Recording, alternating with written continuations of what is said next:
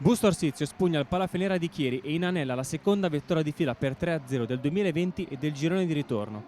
Successo mai in discussione per le farfalle di Stefano Lavarini, che mantengono il secondo posto in classifica alle spalle di Conegliano e si avvicinano nel migliore dei modi a una settimana impegnativa. Settimana in cui le biancorosse affronteranno prima il Resovia al Palayamamà in CEF Cup e poi Brescia a Montichiari in campionato.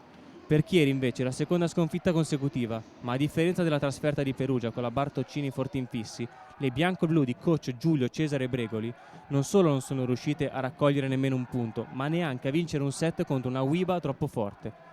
A questo punto diventerà importante invertire subito il trend negativo domenica prossima a Caserta. Primo set veloce e meno combattuto grazie a Busto che parte subito in quinta mettendo alle corde Chieri e dopo lo 0-4 iniziale le farfalle volano sul 10-20.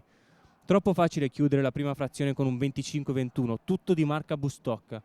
Nel secondo set le bianco-blu fanno subito capire di non voler regalare il 2-0 alle biancorosse, così le padrone di casa si portano sull'8-4. Risposta immediata delle ragazze ospiti che con un parzialone di 7-2 si portano sull'11-10. È punto a punto fino al 23-24, poi chiude low e per Busto la vittoria si fa sempre più vicina. Nel terzo e ultimo set, primo pallone messo giù da Chieri, ma Busto vuole subito chiudere la contesa e recupera rimanendo in vantaggio per più di metà set.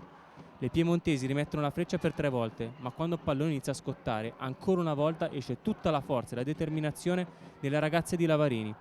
Lowe scava un solco decisivo ed Erbot si inchioda al match point, premio di MVP per l'americana di San Diego e 0 minuti giocati per Francesca Piccinini, che resta seduta in panchina per tutta la gara e non si toglie neanche la tuta. Esordio in biancorosso rimandato alla prossima settimana.